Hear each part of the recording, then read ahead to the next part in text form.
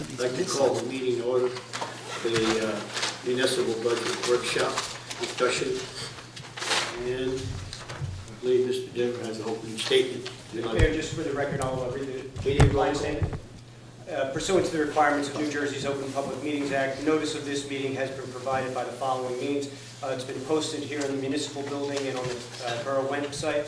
It has also been transmitted to the CoStar newspaper pursuant to the Open Public Meetings Act. It's indicated that this meeting is being held for the purpose of discussing the 2012 municipal budget, and that no formal action will be taken. Thank you. And we probably should just get on the record a roll call as well. Okay, roll call, please. Mrs. Cynthia? Yes. Here. Mr. Nibber? Here. Mrs. King? Here. Mr. McLean? Here. Mr. Schuler? Yes. Mr. Vorbach? And Mayor. Here. Okay, Councilman Denver? thank you. Just to begin, the 2012 municipal budget for the Borough of Spring Lake Heights is before us tonight for discussion and deliberation.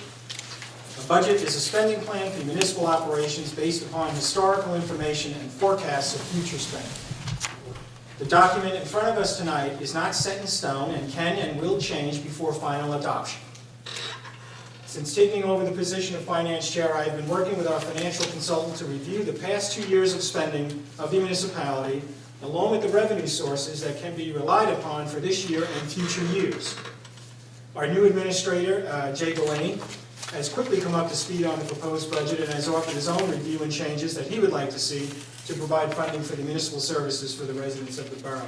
And I want to thank Jay very much. He's done a great job and came really right up to snuff very quickly.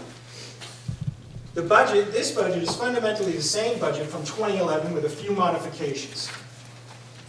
After the dissolution of the fire district, we have included funding in the introduced budget for a fire department. We have budgeted $25,000 for salary and wages and $150,000 for operating expenses to maintain the equipment and provide training for our fire company. We have budgeted $70,000 for debt service related to the capital lease that the borough now needs to pay. Through a future budget amendment, we will add $45,000 for LoSAP, which will bring the total level of funding for the fire company to approximately $290,000. Since dissolving the fire district, we will also avoid a layer of administrative expenditures that the taxpayers had previously paid. Due to this fact, the proposed budget will reduce the tax rate by half a penny after the municipal levy and former district levies are consolidated. We have increased salaries and wages due to contractual obligations by 2%, for the exception of the police department, who will receive their increase during the 2013 budget year. The draft budget includes a 2% raise for police officers that was included in error and will be adjusted through a budget amendment. Another notable increase from 2011 is in the area of debt service payments in both the current and utility budgets. As previously noted, the inclusion of $70,000 in capital lease payments for the fire company, combined with the permanent financing of our outstanding debt, has increased our debt service payments by nearly $229,000 in the current fund and $84,000 in the utility fund. While some expenses have increased year over year, one notable expenditure has decreased this year due to the pension reforms that were made law during 2011. The police and fire pension system, PFRS, obligation has been reduced by $125,900, which is primarily due to the fact that those employees are contributing more towards their pensions and creating direct savings to the borough. I've also asked, at Councilman Schuler's suggestion, that we have an estimated pie chart. You see the estimated pie chart, which I believe is available to everybody out here, for the estimated tax allocation that you can see for our taxes, in which would be details the county, the school, and the municipal. As you can see, we come up to it, and this is approximate, as all these budgets are not finalized yet, but we account for 27% of your tax rate, approximately 27.4% of your tax rate. The remaining is the county and the school, of course the school being the largest. At this time, I guess I would say our administrator came up with what I thought was a very readable presentation, budget summary. And if you'd like to start the discussion, Jay? Sure. I think we can start to go through and people can ask questions. Just for the benefit of the council, because I know this is a new format, something different than you've probably seen before, and also for the benefit of the public and Mr. Schuler, the newest member of the council. I just wanted to explain, and I'll go through this page by page. The council had previously seen the formal budget that was introduced, which is a rather large document. It's labeled pages 1 through 44, but it's almost 60 pages in total. What I presented to you is a 9-page document. Technically, pages 1 and 2 are not part of the budget, but they are simply a summary and provide various calculations and analyses regarding various aspects of the budget itself. The budget, as I think everyone is aware, consists of several main parts. The first main part, and I'll give you the overview first, starting on page 3 are the current fund revenues, which outline those non-tax revenues that the borough anticipates receiving in the current year. And they range from everything from licenses and fees to state aid and grants that the borough anticipates receiving in the current year. The second main part of the budget, starting on page 5, are the appropriations. And pursuant to state law, some appropriations are categorized as in cap and some are categorized as outside of cap. And essentially the difference there is that those in-cap appropriations are subject to the appropriation cap that limits the increase year over year to, it varies, but generally it's 2 to 2.5% and may be increased. It's essentially adjusted to reflect cost of living and allows for those increases without any special approvals sought.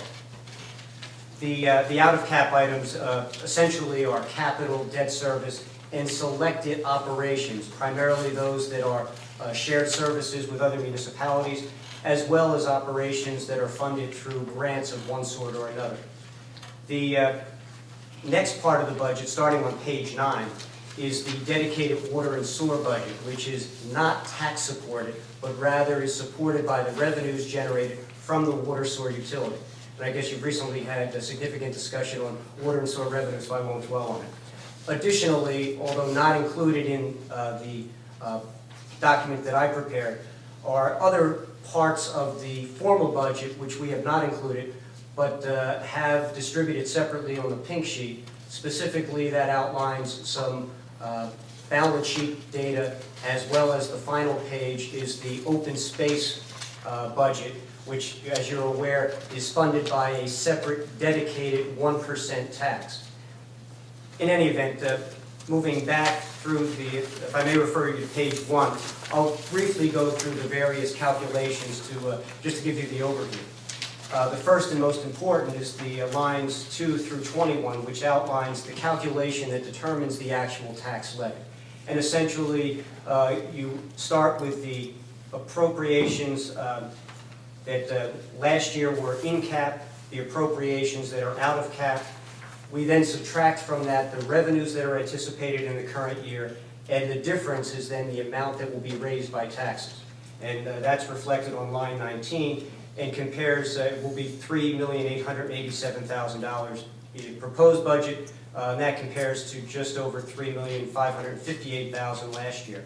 And again, as Councilman Diver indicated, some of the comparisons that I'll be talking about as we go through this budget do not reflect the fire district, because this will provide an accurate comparison of last year's municipal budget, and then at the very end will provide the analysis to factor back in the fire district budget, those expenses of which are being incorporated in the municipal budget with the dissolution of the fire district.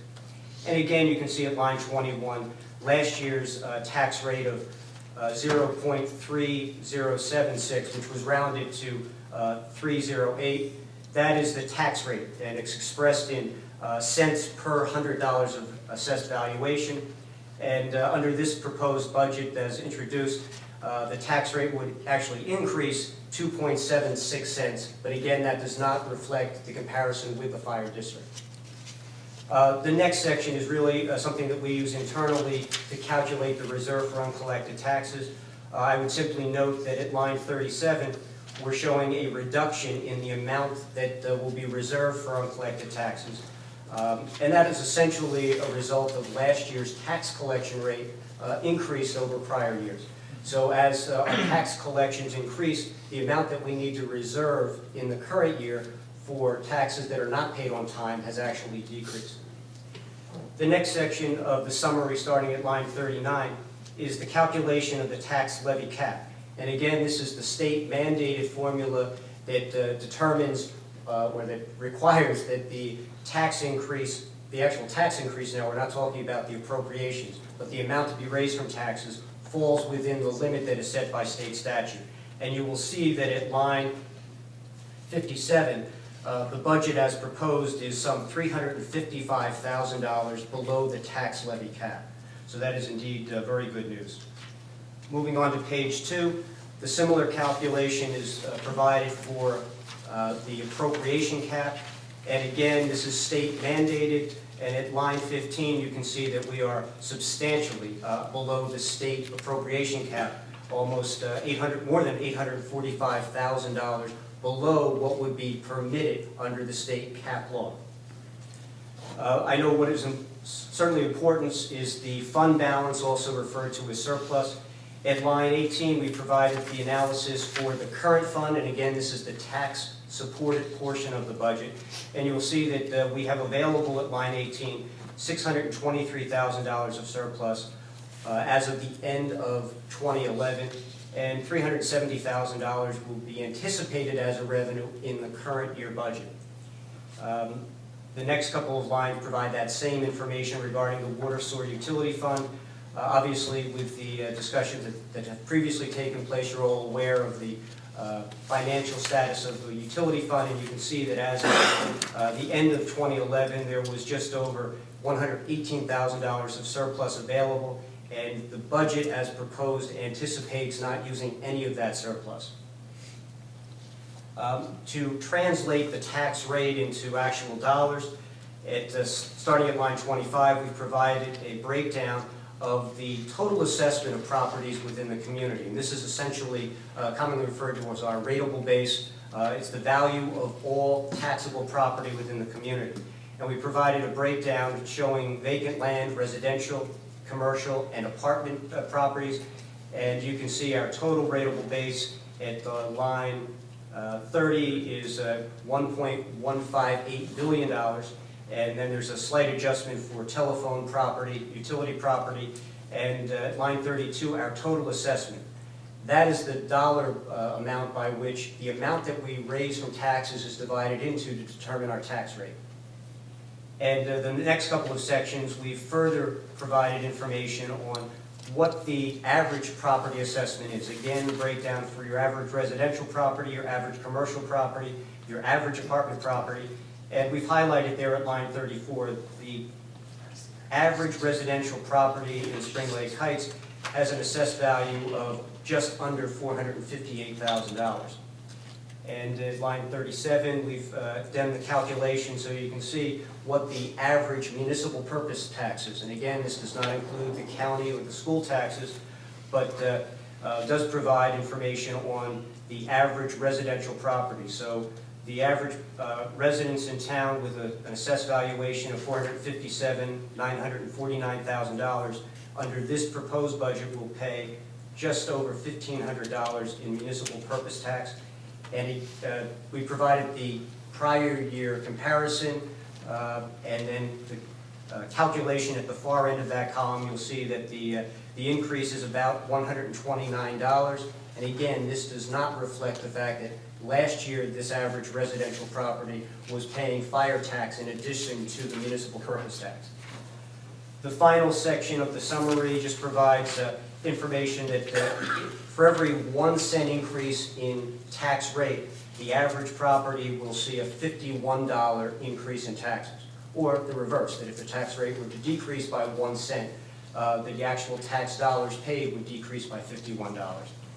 And then the final number there is the appropriation equivalent.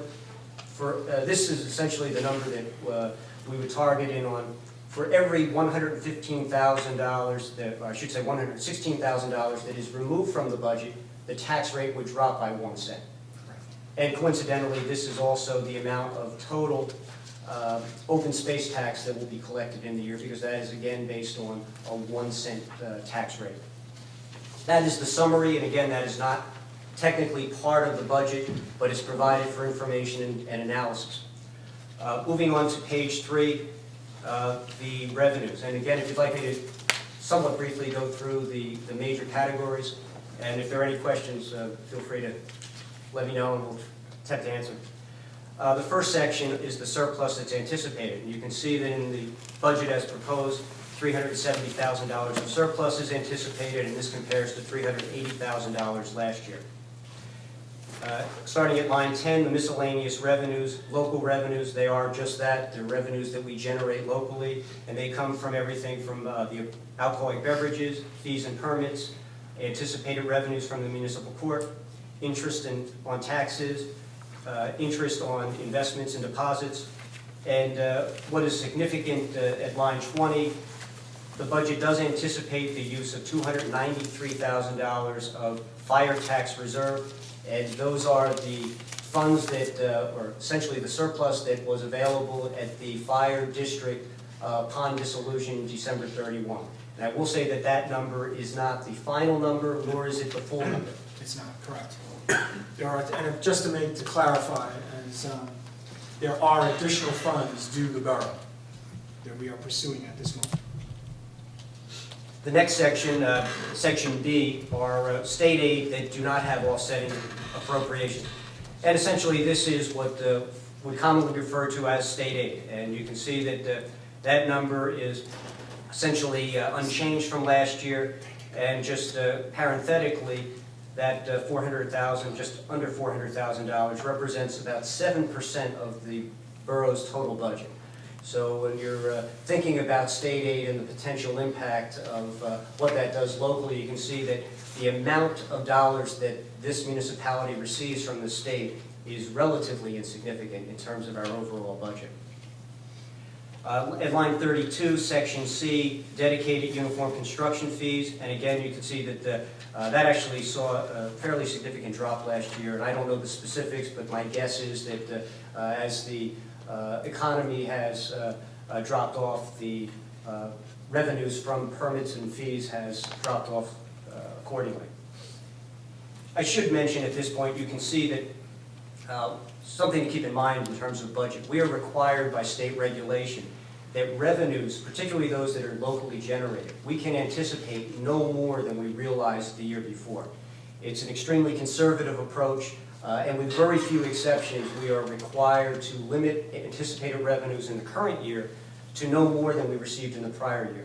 So you can see that last year we realized $43,600 in those fees, and that's why this year we can only anticipate the $43,000.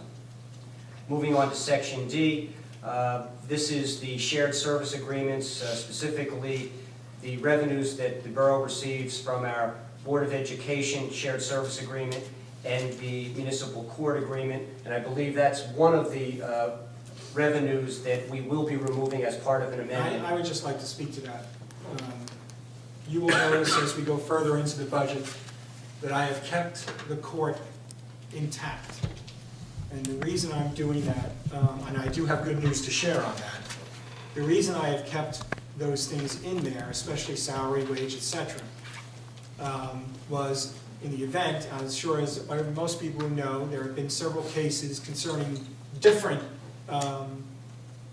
cities, towns, boroughs, however you want to call them, notably in Asbury Park, Camden, and I believe there was one in Ocean County somewhere, but I don't remember specifically. There have been challenges to these situations of shared services. So in anticipation of that, challenge, I wanted to leave the court in for the full year. We may realize more in surplus. I can share with you that pursuant to news I received this week from the borough attorney, Judge Lawson has approved the movement of the court. Tentatively, there are a few amendments to the agreement that he has suggested. Those amendments will be made. We could possibly move the court by May 1st, probably June 1st.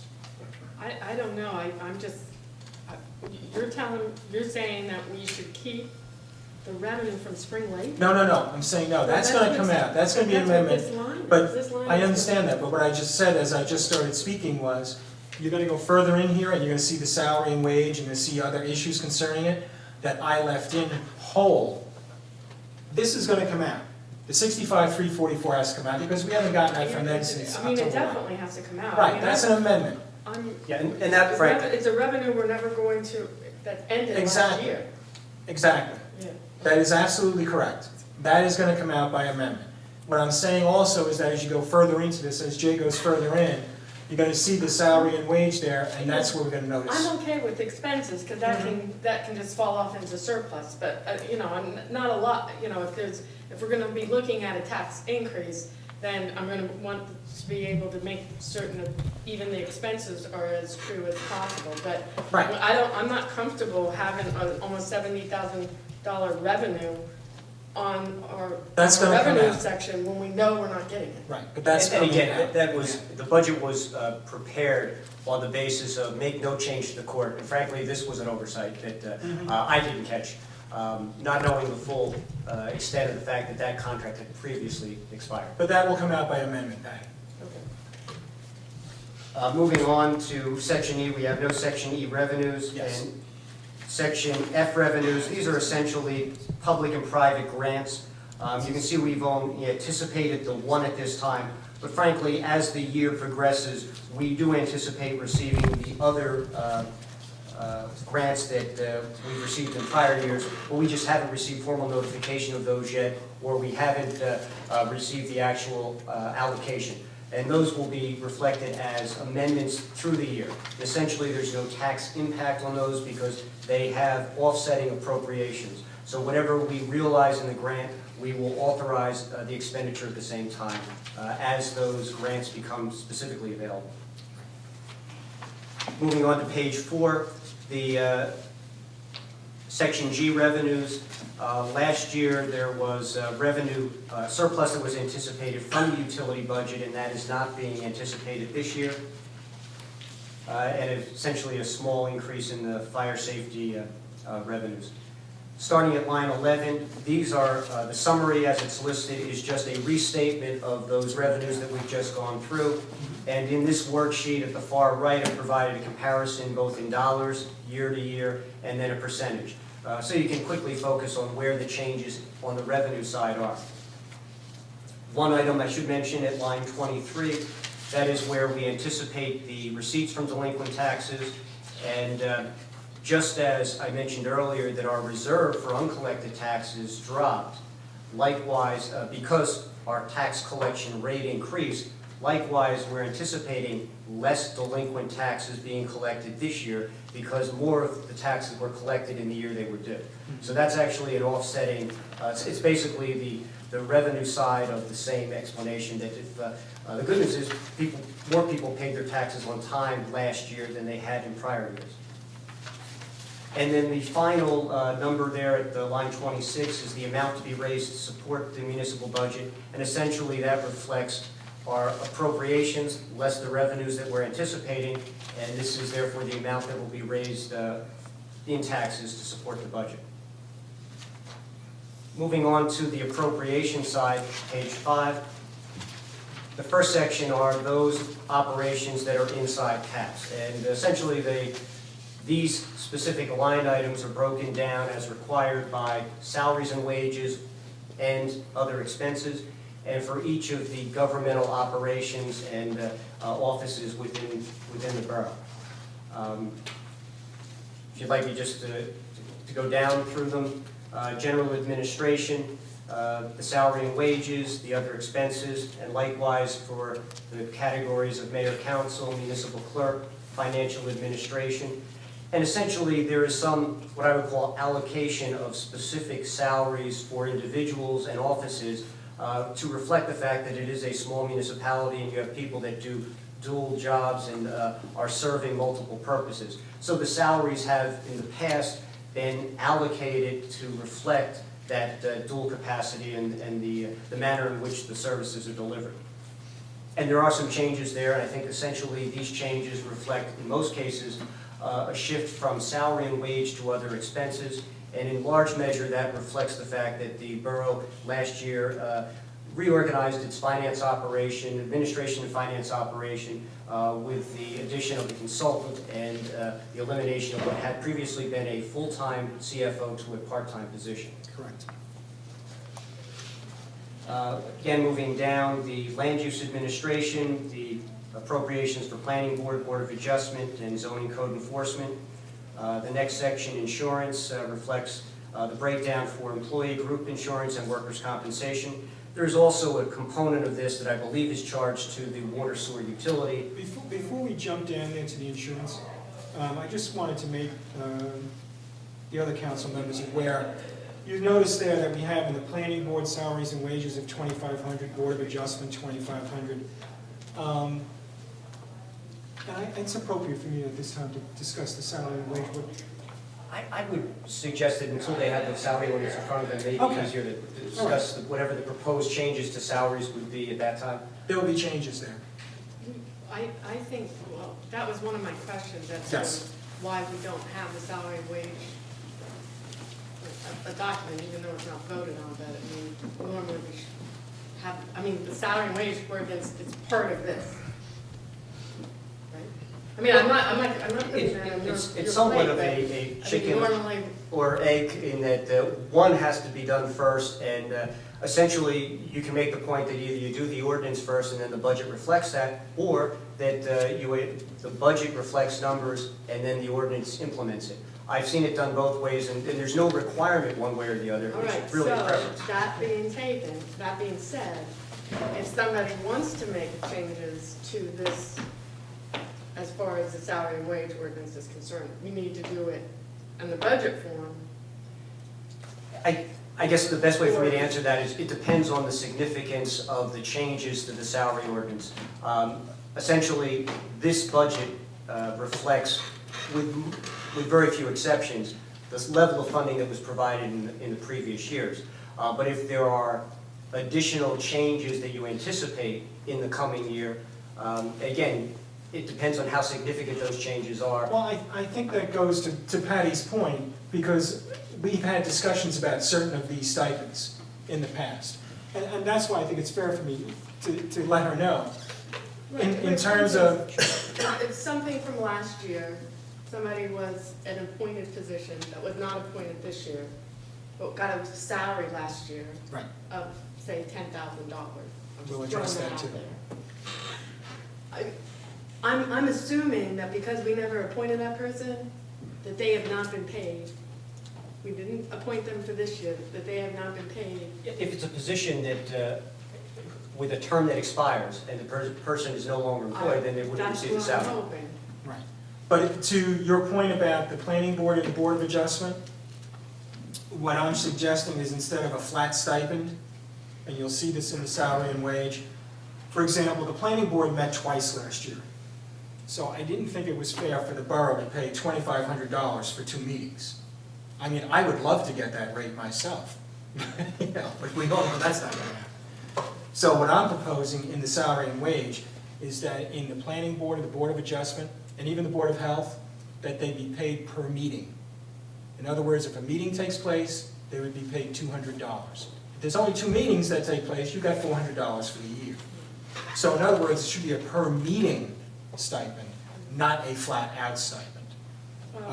But in anticipation of, say, 12 meetings in a year, you would have to say $2,500 approximately. You know, but my only problem with cutting anybody's wage currently is the fact that we're not in, I mean, this should be an easy year. I mean, because of, and I'm not, you know, because of what we've done last year. I mean, last year I remember being faced with a $200,000 pension increase. Wham, $200,000. I had to find it in a budget when our ratables were going down, you know, all the different commercial properties won all their tax appeals.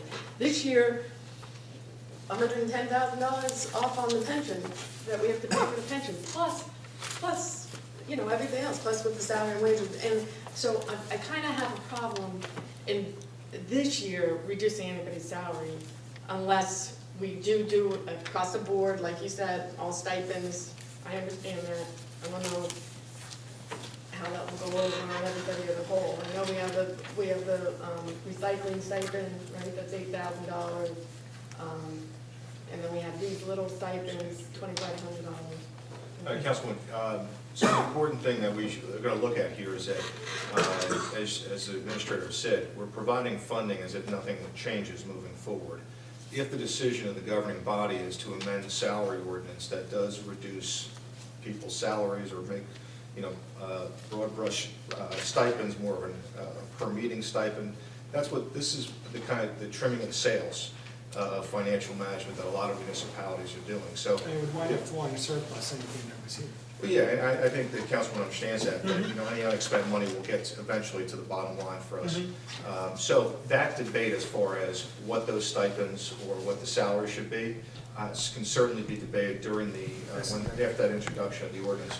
And I've, in consultation with the administrator, suggested that as opposed to putting that on this agenda coming up for Monday, to put it in the following 2 weeks. That way you guys have a draft copy of it, and you can review it and make your comments so that you're unified upon your introduction. That's almost I'm completed. happy just having all these itemized, very, a lot more information than I had before, so I'm happy with that. This is an excellent, I have to, Jay, this really is an excellent, and John, both Jay and John have done, I've driven them crazy. They've really done a great job with this. I'd just like to clarify a point Councilman Cindy brought up about this $10,000 you're paying someone and they weren't appointed. I'm not clear. I understood that to be a I'm not clear hypothetical. what she's referring to. Yeah, I understood it to be a hypothetical. I'm referring to the emergency management Is emergency management working? position that Line 54. was never, nobody was ever appointed to that. I just want to confirm that nobody's been paid Okay. on that. I'm not aware of that specifically. I can look into it. I would appreciate it.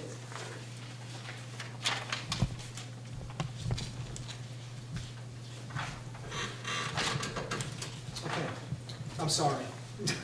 And I do have, on the first aid, it's actually, on the, I think we just finished that insurance, we were working our Okay. way towards that, but, you go ahead. okay. Oh, I know what you're saying. The next section, starting at line 50, are the appropriations for the various public safety aspects, police department, emergency management, supplemental fire services, municipal prosecutor. Mr. Diver, I know that you had mentioned to me that there was a review of police salary and wages that was ongoing, and that may also be, I don't know if you want to specifically mention that. Because In the police department, Right, yes, you because had indicated this anticipated a 2% increase, which I put in that was incorrect, because it was in the COSTAR, I put that incorrectly. So that'll be adjusted down $24,000, at 1.210 million. That again will occur by a budget amendment. And the same with the emergency management. What line is that? John, that would be line 52. You'll see it reflect a salary and wage of 1.21 million. That'll be reduced by 24,000, On page 5. which would bring it to 1.186 million. 76. If my math is correct. Huh? It's 1.186, not 1.176. But how much did you say it was going to be reduced by? 24,000. If it was 1.210 million minus 24,000 is 1.186.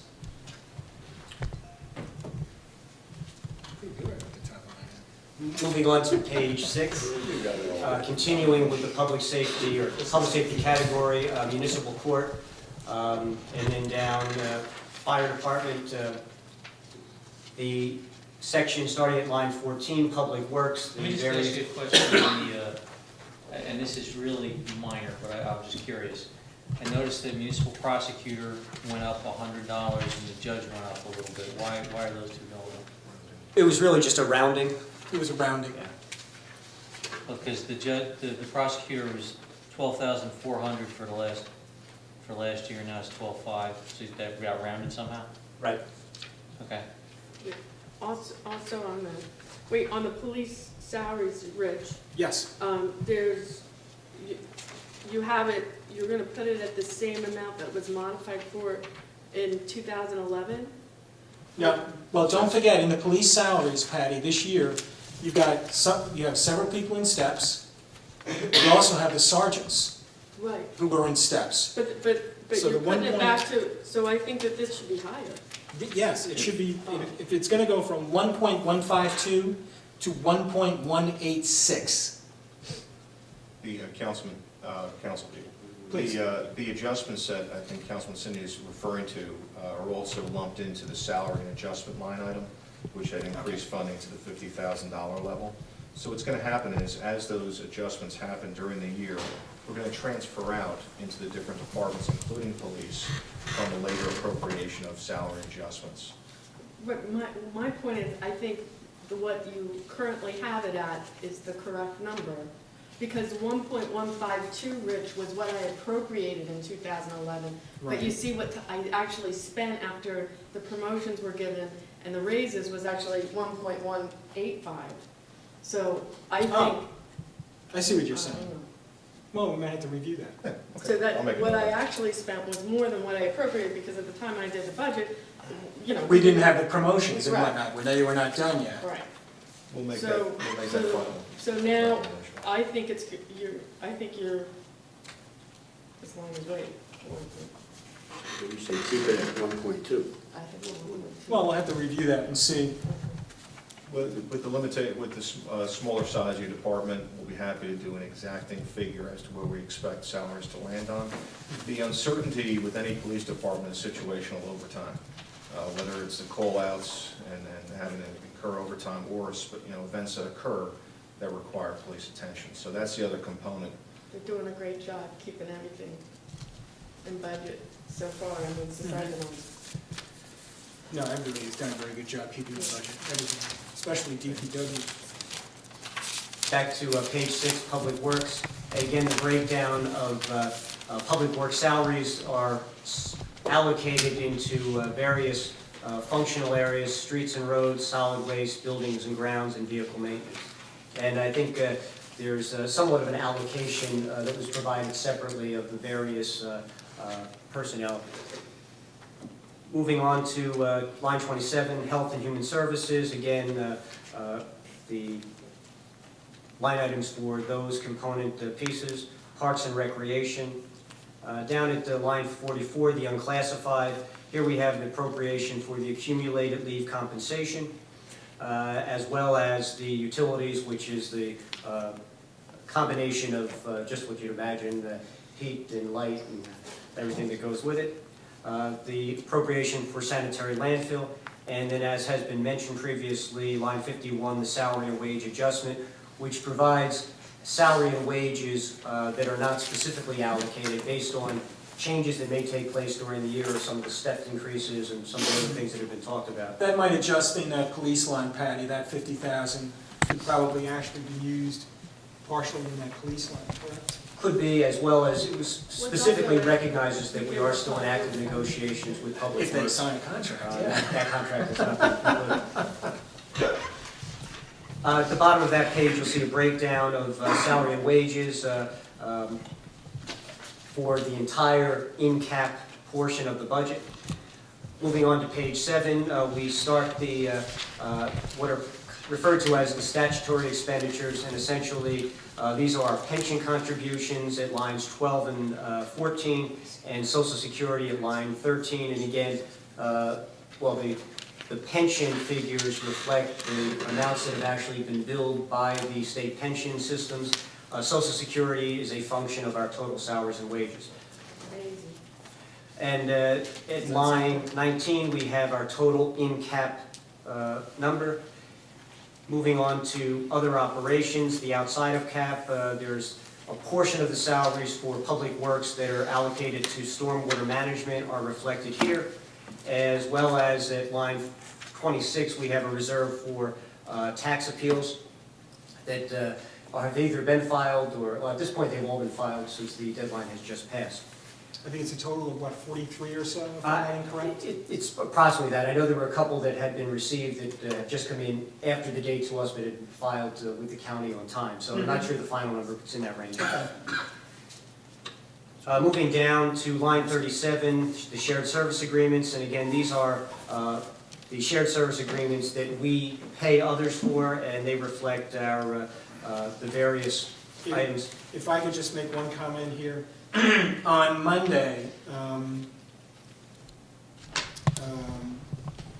in terms of the first aid, the LoSAP, I spoke with Bob Tanzola today. They'll be here Monday. It's on as a discussion item. Spring Lake, I spoke with Brian Dempsey. I received this letter back in February from Bob Tanzola regarding, they would like an 11% increase in LoSAP. In terms of their LoSAP, it winds up being like $100. There has been no increase there since 2007. In fact, no, I don't think they had an increase then. But I spoke with Brian Dempsey. Spring Lake has tentatively agreed to give them their portion of that. They're going to do it by budget amendment, but the sense of the council was to give that to them. They will be here Monday night, and it'll be up to the council. We can decide then whether the council wants to do that, agree with Spring Lake and make a similar contribution. And in fact, I spoke to Bob just tonight, Bob Tanzola, who said they would be here. Right, I spoke with Wade at the first aid squad. I think they're looking for a $500, $1,000. Like $550 per person. I don't know, it might be like 50% increase, but even then, we're looking at $5,000. You're looking at raising that line from 10,000 to 11,100. Is essentially, in regard to that, that's a rounding error. I think it's important too, because the first aid, when we went to their banquet, their first aid has maybe 70%, all close to 70% of their calls are actually to our resident versus Spring Lake. So I think that it's, my understanding too is that Spring Lake wanted to make certain we were on board to also meet Yes. them before they were going to. Right, and when this first came up, we were in the middle of the utility discussion, so, as, I saw Bob about 3 weeks ago, and I said, it's coming. It's coming up on discussion. So it would be discussed Monday, and the council can decide, and then we would make a budget amendment. Okay, absolutely. While we're on the subject of LoSAP, I know discussion subsequent to the preparation of the budget also indicated that we will be adding a line item for the fire company LoSAP. That is correct. I think the amount to be determined. Does John Lane come back to you? Yeah, but we will anticipate it's in the $40,000 to $50,000 range for the fire company LoSAP, and that'll be added at that line. We tentatively set at 45,000. In fact, I apologize. John got back to me later, and his figure, while he didn't have an exact figure, the 45 should be just the amount that we need. Okay, so then we were correct from our discussion the other night. Good. The balance of the existing shared service agreements, dispatch with Belmar, construction services Spring Lake, moving down, and that essentially includes all of our shared service agreements. Moving on to page 8. Again, these are the private and public programs I mentioned earlier. They have an offsetting revenue source, so there's a net zero impact on taxes, and we do anticipate that there will be additional grants to come in during the course of the year. And that concludes our outside of cap number, which is compares favorably with last year, and then we provided again the detail of salary and wages and other expenses for the out of cap portion of the budget. Where you can see salaries actually went down. The next section, capital improvements at line 28, consistent with the prior year funding. Starting at line 34, municipal debt service. Again, there are some significant changes here to reflect both the, the bonding that was implemented last year. So obviously there is additional bond principal payment this year that was not present last year, as well as the interest has seen a significant increase, but again, not unanticipated given the implementation of, or the adoption of the bond ordinance. And then at line 42, we've added the capital lease obligation, which I believe is directly related to the fire company dissolution. Yes. So as we've mentioned, the municipal budget this year is including all of the expenses of operating the fire company that previously were funded through the fire district tax. And they are in the appropriate portions of the budget, broken down for fire department, LoSAP, and now to the capital lease. The deferred charges at line 50, the what's classified as a special emergency, this actually is a combination for a revaluation that was funded in, or authorized in '05, as well as codification in '08 and '09. I believe this is the final year of a 5-year pay down. So that will not be a recurring expense That's in line subsequent 50. years. And then at the final information, we have the totals for the out-of-cap portion of the budget, the total for all general appropriations, and then at line 55, the reserve for uncollected taxes, which again is an amount that's built into our budget to reflect the fact that not all taxes are paid by all taxpayers on time, and that number has dropped from last year. That is the end of the tax-supported portion of the budget, commonly referred to as the current or general fund. Starting on page 9 is the budget for the water sewer utility. And again, the upper section is the revenue side. This budget anticipates no use of surplus from the water utility. Rents have been increased to reflect the amounts that were actually realized last year at line 10. And if you would jump down to line 18, you'll see that we've anticipated an additional sum of money to reflect the ordinance that was recently adopted, increasing the rates. The balance of the revenues essentially are in line with prior year. It's worth noting that line 14, last year there were $80,000 of appropriation reserves that were canceled during the year. And I assume that reflects the tight water sewer budget that you had last year. And to eliminate operating at a deficit, those appropriations were canceled. That's not happening this year, and I don't anticipate that it will be happening in the future. Our total water sewer revenues, $2.2 million. We're anticipating just shy of $100,000 in total more than was anticipated last year. Moving on to the appropriation side at line 27, the operating expenses, salaries and wages, the other expenses, then what I'll call our pass-through costs from the NJSWA for the raw water that we purchase, the treatment and transmission charge, and then the additional charge from the South Monmouth Regional MUA for water, and then the additional expense for I guess sewer treatment as well. Mm-hmm. Under capital improvements, those numbers are essentially flat from last year. Debt service, again, a little bit of an increase on the bond principal, and certainly the interest costs on bonds to reflect the utility portion of the bond ordinance from last year. At line 49 are statutory contributions for pension. Again, this is the allocation of those costs that are attributed to the water sewer utility. And that wraps it up. You'll see that the water and sewer budget is in balance, which is important.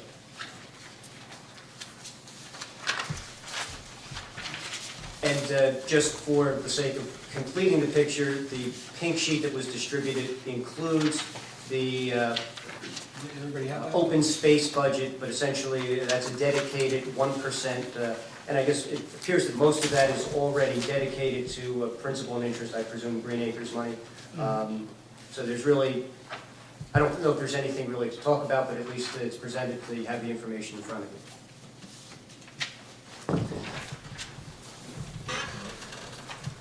And as far as just to manage your expectations moving forward, as far as your budget schedule, in the last 2 years, the municipal budget's been under local review, which means that the state does not do their review of your municipal budget.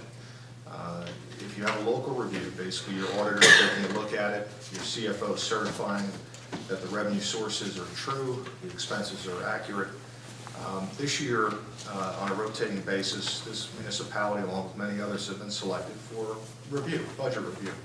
What happens in this process is that your annual financial statement and your budget will be submitted to the State Division of Local Governmental Services. And they are now inundated with you and every other municipality who wants to adopt their budget on a timely fashion.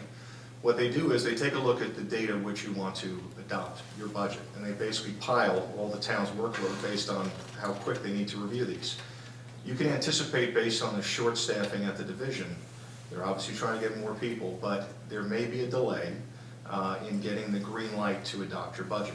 What I anticipate is this: after tonight's discussions, and certainly Jay or myself can answer any questions, whether you have them tonight or moving forward, that through the changes we need to make, that you will hold a public hearing on the budget as presented. You'll hold a public hearing. You will then introduce the resolution to amend the budget, to make changes that, as a governing body, you want to see in the final budget. And upon approval of the state of that amendment, you can then have the green light to adopt your budget. So moving forward, we'll be in constant communication with you to make sure that timing is obviously related to you as quickly as we know it. So the best laid plan at this point is to move forward. And our public hearing is slated for April 23rd, I believe. I believe that, yes, our, Monday the 23rd, Right. not this Okay. Monday, the following. that's correct. Meeting. Monday, April 23rd will be the public hearing. And if I'm not incorrect, once the public hearing takes place, we would introduce the amendments. And if I'm not wrong, would we not have to have a public hearing on the amendments? More than likely, the requirement for the hearing on the amendment is based on the significance of the changes. And we anticipate that there will be a second hearing on just the amendment. Okay. And then after that, we would have final adoption, Oh, yeah, pursuant to. pursuant to approval. That's correct. Okay. Just so everybody understands the process.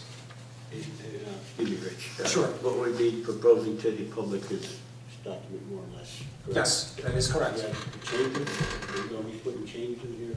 The changes will reflect as we go forward. Probably we'll have a lot of the changes, laid out for the public hearing. And you'll see that reflected. And those will be reflected, the changes will be reflected in the amendments to the proposed budget. And that's where you'll see the changes. That's where they'll show up. Correct? Yeah, in addition, Councilman Diver has asked us to make sure that in the spirit of open transparency, that we post these worksheets on the municipal website so that Yes. anybody from the comfort of their home can access the same kind of information you have if they want to be a more educated consumer when they come out to your public sessions. And that has already taken place. Great. The formal budget, the full budget document that was introduced has been posted on the website, as well as the worksheets that you have in front of you tonight. Very good. Excellent. And when we get the final budget, can we also make certain that we get these spreadsheets updated with what the final budget? Oh, absolutely. For any changes that are made. I think when we come down to that final meeting where we have the final adoption, Patty, that we'll have that final document with the changes in place. The final document of the budget doesn't have all this detail. Well, let me explain, perhaps it's appropriate. I anticipate that any changes that the council agrees on from this point forward, we will incorporate and publish revised worksheets, so that Okay. you have the summaries Excellent. and the Oh, okay. I understand what anticipated you're saying. tax rates. Excellent. And again, if we have those updates, if those sheets get updated, please update the website as well for the updated sheets. Because the one thing I want is full transparency. There's a few things that I would like to see as far as, I don't know, not in here, but the signs that we have in town. I mean, the sign at LA Road Park is an embarrassment. It is an embarrassment. And the two signs coming from either side on 71, and also in front of the community center, that's falling apart too. That's awful. I It's awful, like- that sign. And people in the south end have said that they would like to see something, maybe not on the scale of the Alley Road Park sign as far as size is concerned, but something that, can basically give Let's an update beautify of the what's going on. signs. But there's, On if that I could note, just, if I may. right, if I could just say one thing. That came up, Jim and I have had a few discussions about this already. I contacted John Barrett to say, hey, can we do something about our signs, like on Robinson Park, on Alair Road, that sign it's crumbled. They're horrible. And I keep driving past that Belmar sign and the Asbury Park sign every day, as I go to work. I'm like, why don't we have this? There is ordinance, and I asked John to do some research on this, and he came back to me, it must have been about a month, 6 weeks ago. We have ordinance that's been out there that's not been fully used. In other words, Beverly Road, where the sidewalks were redone. I found out there's $30,000 left over. Why don't we take that, reappropriate that, in other words, make an amendment to that ordinance and dedicate it to buying these signs or replacing these signs? And that would not affect our budget. That's money that's already been assigned and appropriated. We could just reallocate that by amending the ordinance, say for the Beverly Road project, and now including signs. Already right now is pricing signs. Okay, but I would like, another thing I'm gonna ask, is that the beautification committee have a little bit of input, only because they're women. But have a little bit of input as far as the signs are concerned. Yes, I would You know, like, no offense to Artie, but, I would sort of like the sign that's hanging in Monmouth University in the middle of the court. I would sort of like one of those, so you can see it from all four directions. Score sheet? like, Yeah, exactly, the score like sheet. Jimmy Schiller picking out the tile for the bathroom, and says, Janine, help me. Yeah, All those are right, quite so that simple. was one thing, I want to replace all those signs, if we have the money, let's do so. I think we can And find that. also- I think we can find that in ordinance. Yeah, and then also, I would like to see that the funds for the community center are somehow saved for the benefit of the community center, and I know it may not be a lot of money, but, you know, they're supposed to, correct me if I'm wrong, they're supposed to, people that rent the community center are supposed to be putting in, paying $100 plus a $100 deposit for, insurance? It's to ensure cleanup, essentially. It's a security deposit. They could be used to, for any damage or cleanup.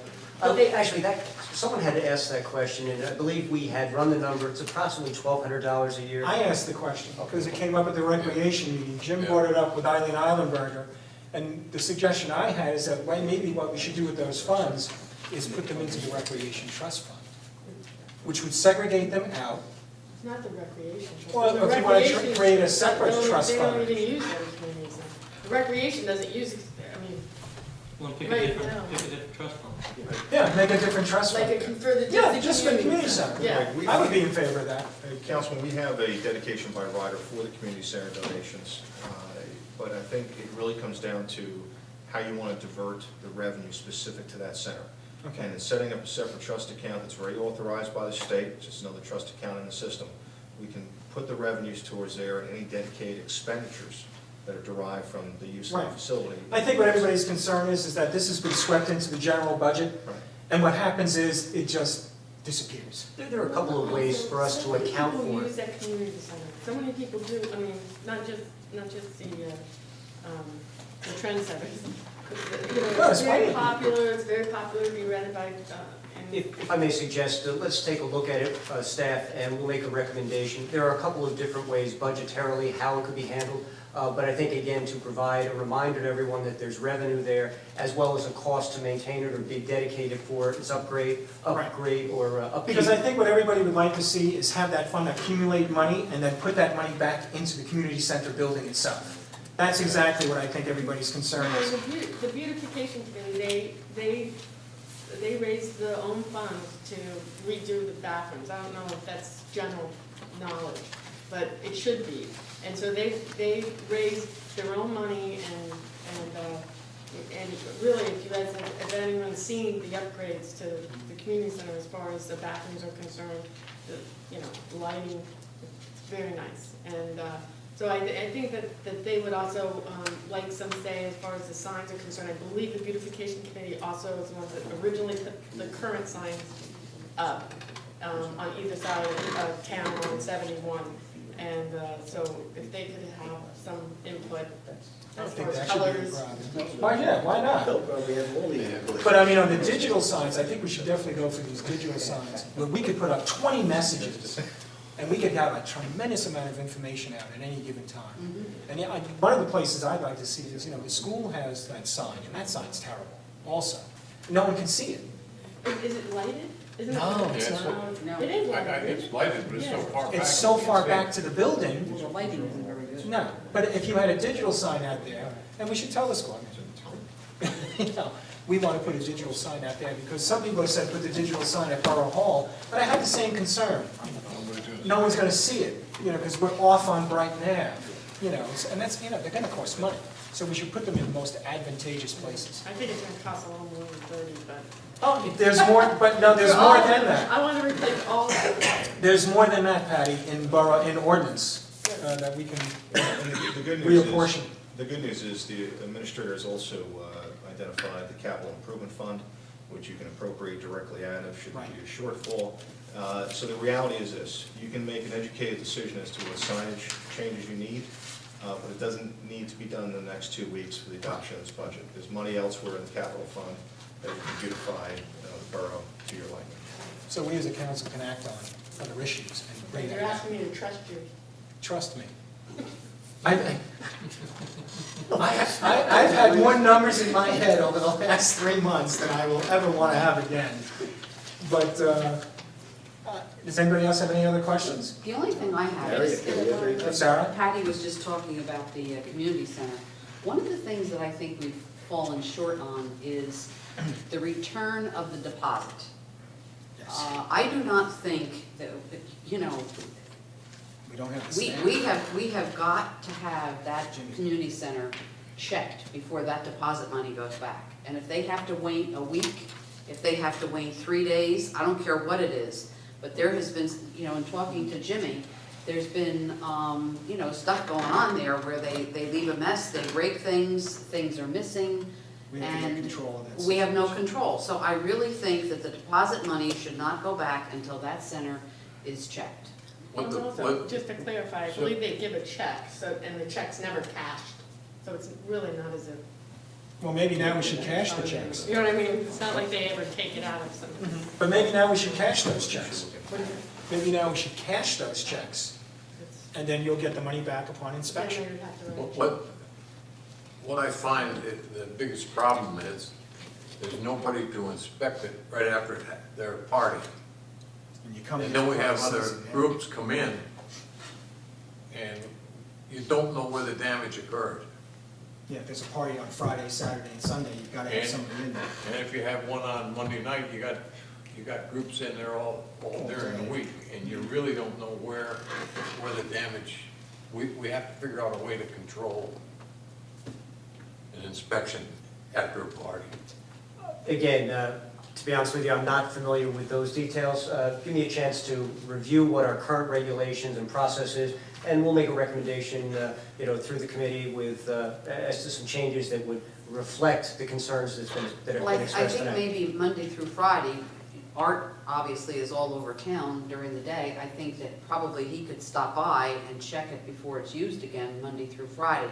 I think the big concern, like Jimmy has, is on the weekends. Weekends. Friday Right. Well, you have to do it then, There's too. been So allegations maybe that, you'd have to you know, do it then, too. the tables are broken, chairs are broken, people don't clean up afterwards. And I think, Jay, what The everybody's, microwave is switched out with Right. the. what everybody's Microwave. relating is that there has not been a process. There's no process. And we need a process in place, you know, so that we're managing that center properly. I made the note, we'll get back to you on Thank some you. suggestions. The flag was stolen. That's terrible. My only comment would be that I just want to make sure the money is in the budget for the demolition of the house at the Fletcher property that's been sitting there for a while. We know that it's That should be out of the. That comes out of open space fund. Open it's space, still you got there, plenty of we're money. good Yeah, there. there's plenty of Oh, money. Yeah, on We're that not touching any note, of that. there's also a memo from the engineer, the borough's engineer, regarding the Fletcher property for, basically, we have solicited quotations. We're looking at approximately $15,000. My anticipation was that for Monday's meeting, that's an item listed for discussion, and by that time, we'll figure out what, if any, funds have been reserved to provide for that, or if we've got to find the money someplace else. But it appears that has quickly become a location, a facility that It's is. a raccoon preserve. Yeah, that's in need of either spending money to secure it, or the cheaper aspect would probably be just to demo it at this point. But again, that's an item for the full discussion. I of just have council on a it. suggestion on that. I would be interested to know if the fire company would be interested in doing a controlled burn at the We do Fletcher. not burn anything. the state of New Jersey will not allow us to burn anything. No. You can rescue raccoons. You could rescue raccoons. We rescue raccoons, we're permitted to train and do non-live fire Okay. exercises, but the state of New Jersey does not permit in any way, shape, or form, outside of an academy with, you know, concrete walls and all the. Oh, I see. To burn anything. I was just wondering if we could have But if you're done that for permitted less to, money. if we're permitted to, we would be more than happy to go over there and half demo it before a demolition company would come in. Yeah, well, because I'm just looking to save money on that in terms of the open space fund. Maybe we could save some money on this demolition by having, you know. I think it was, Casey, tell me if I'm wrong, but I can wasn't always there try. a house that was on on Ocean Road that also discussed this, doing a burn? The new house that's going up, they wanted to do a burn They rather wanted to than do this, demolish they it? wanted to do the same thing, but we ended up doing the same type of procedure, where we did non-fire related stuff. You know, you put a theater smoke machine in there to simulate fire, and work it that way. Cut holes in the roofs and the walls, do firefighter rescue, do everything short of actually setting the fire.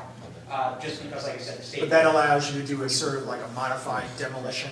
Yeah, Is I that mean, correct? you end up breaking stuff. The nature of fire services is you end up breaking things a lot of the times, but it allows us to cut holes in roofs and floors to simulate rescues without the damaging effects on some of the property that we just don't have access to. Okay. And then we do that for the Habitat for Humanity. That's usually a good one too. I mean, Kat made a good suggestion too.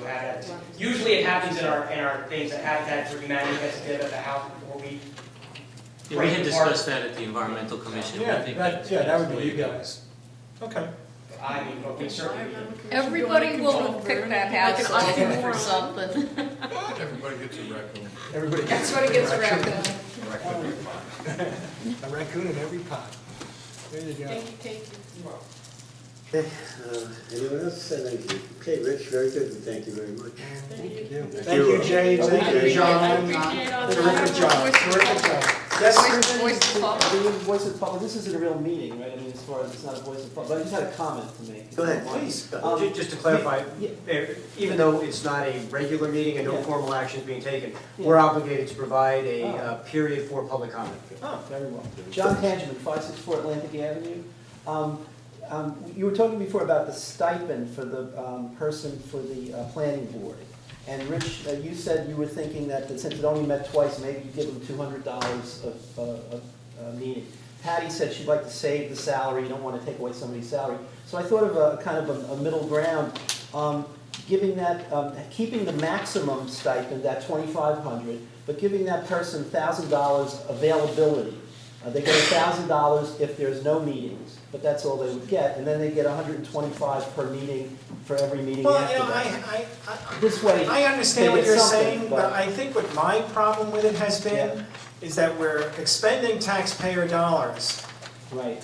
for no services. No, but that person And I- they have to schedule their life around the fact that there might be a meeting that night. So there are things that. Well, the they can't- calendar for the meeting is known in advance for the entire Right, but year. the meetings get canceled a day or two before the meeting, and then there's no meeting. No, they usually get canceled a couple I'm of weeks. I'm just suggesting, I don't want to argue the point, I'm just suggesting that's a kind of a ground between the two. No, I positions. understand. I So think you might wanna think my about that. situation with that, I mean, I'm on the planning board. Yeah, Last year, we had 2 meetings. This year, so far, we've had 2 meetings. Now, there may be a year where we have 12 meetings, and you know, listen, I pray to God, if we're having 12 planning board meetings, we're in great shape here, because we're building ratables. But the fact of the matter is, for the last several years, we have had very few meetings. And to say that the taxpayer should pay, and never mind who the individuals are, it's not important who the individual is.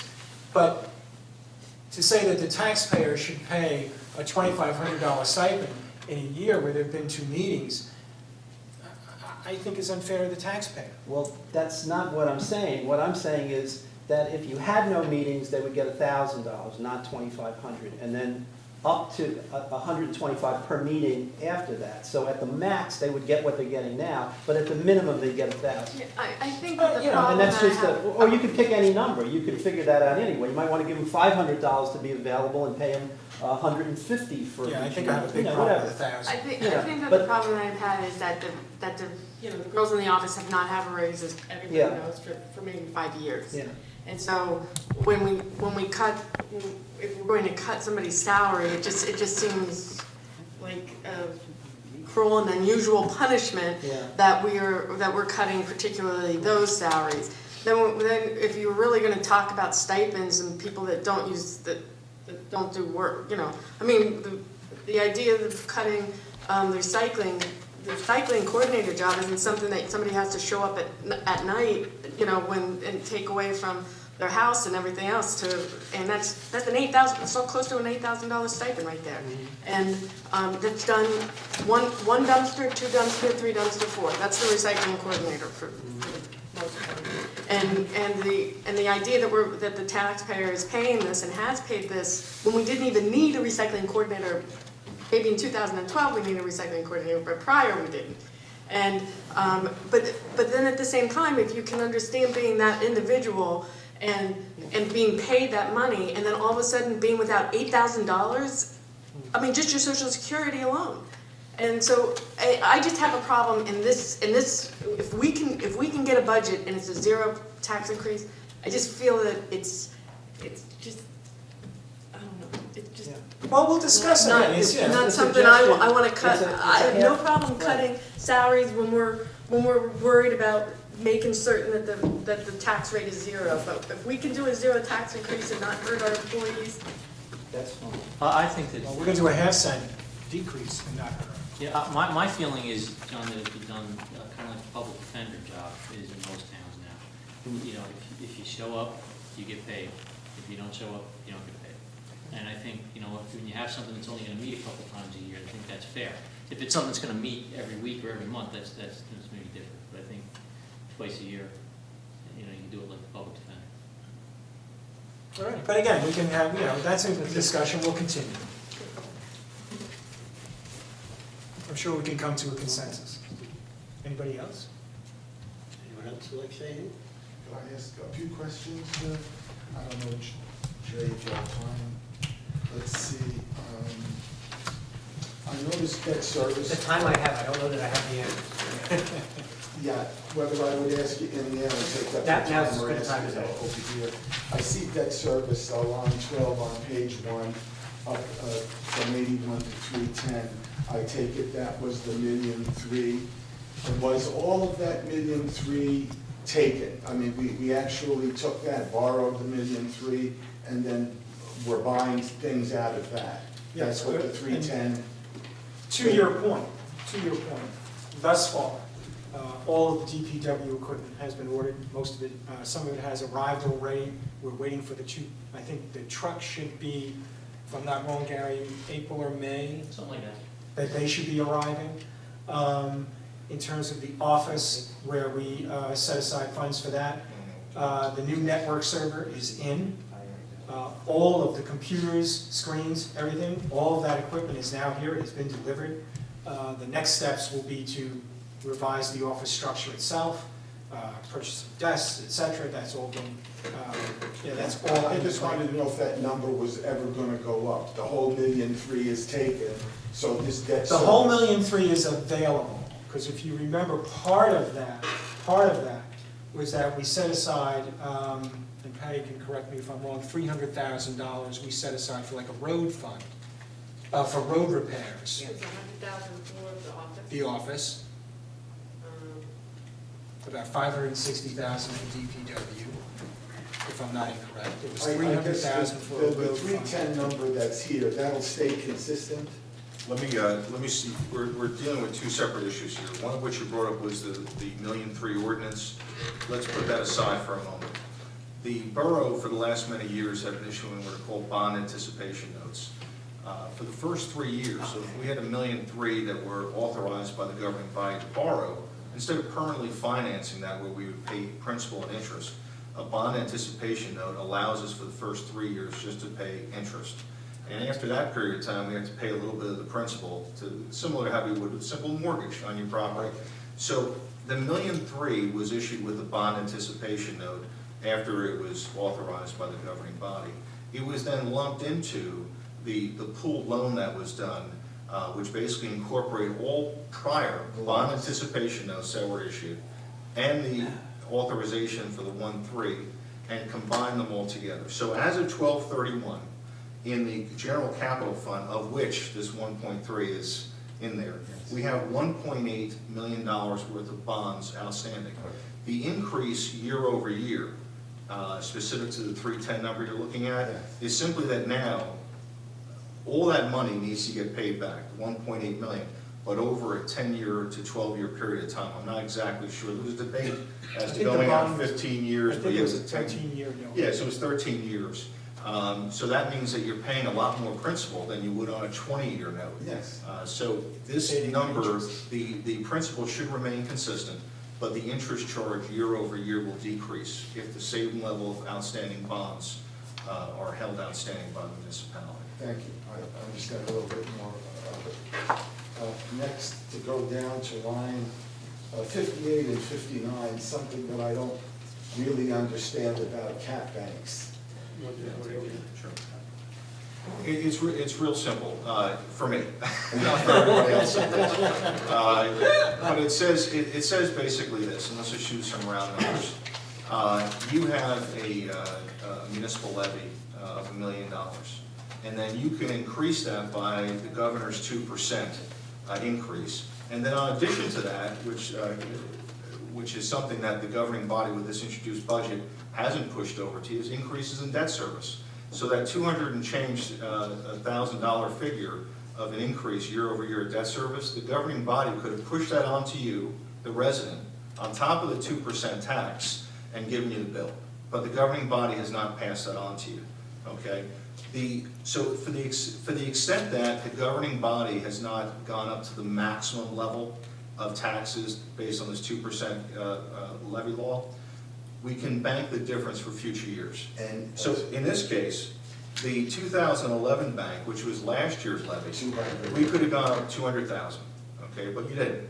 We're able to hold on to that, and basically it expires over a few years. So that's not always going to be there, but say next year. You have to spend it within You have to spend it within 2 years, or it basically goes away. With the appropriation cap, you have 3 years to spend that. So this year, based on the calculation, because of all the increase in debt service, they could, the governing body could go up $355,000 in taxes, and still, with a straight face, and in all honesty, say they live within the governor's 2% What I levy. worry about is now we have $355 in the bank. That We don't. There's no bank. No, but they could spend it in the next 2 years if they want. Well, you're governed also by the appropriation cap, and as the administrator said, So you got I'm plenty of money. asking you for the next 2 years. You know, Okay, thank you. without answering the technical aspect of it, let me translate it into the good news, which is this budget continues to reflect, as previous budgets have, the fact that the borough is well below the permitted level of spending Right. and the permitted level of taxing ability. And significantly below the permitted level of taxing ability. If I'm not wrong, isn't it over $800,000? That's the appropriation side. The appropriation So side? the revenue side is the combination, basically you're up to about Right, the 555. appropriation, right, So it'll be the combination of the two, the 199 and the 355 of the levy cap bank. So to the extent, you could have increased appropriations by that amount. Mhm. And it's not too late. But don't tell them that, Signs not up. doing that, John. Let me, if I can just say one thing. I would say that, and you know, I know that my distinguished colleague from the other side is not here tonight, but I we scheduled this to accommodate. I know, well, let's not go there. But this is now the third year of a Republican administration handling your taxes and handling your budget, and you've had no tax increases, and you're about to have a tax decrease.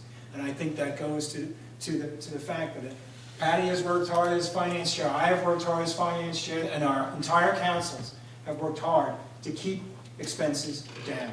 Thank you. And that's, You did a you know, good I job. just feel that Jay needs to did a be good said. job tonight. We have a great This is administrator, we more have a great information, financial I mean, consultant. than we've gotten in that I can remember. I mean, Right. right here. And it's, what's And great only about on 9 Understand, pages. but but it's only on 9 pages, it's understandable, Yeah. and it's transparent, and that's what, you know, we're that's really going that's all for. we're asking for. Right. Let's see, just one other thing about. I thought But you were I gonna want to make stop sure I with took thank our you. public comment. Yes, always stop on the thank you. Come on, John, we're getting tired. Jeez. Made it so restless, John. I'm sorry, page 2, as we get to the fund balance, the surplus I see went up from 143 to 253, a good thing. Yes.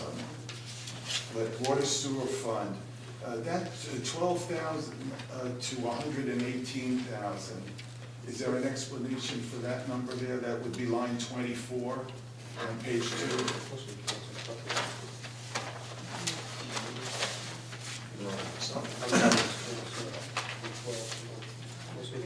Yeah, the two figures you need to look at there, and I didn't want to correct you on the current fund, but let's just look at, as of 12/31/2010, basically walking into the 2011 year budget, you had $207,000 of fund balance in the sewer utility fund.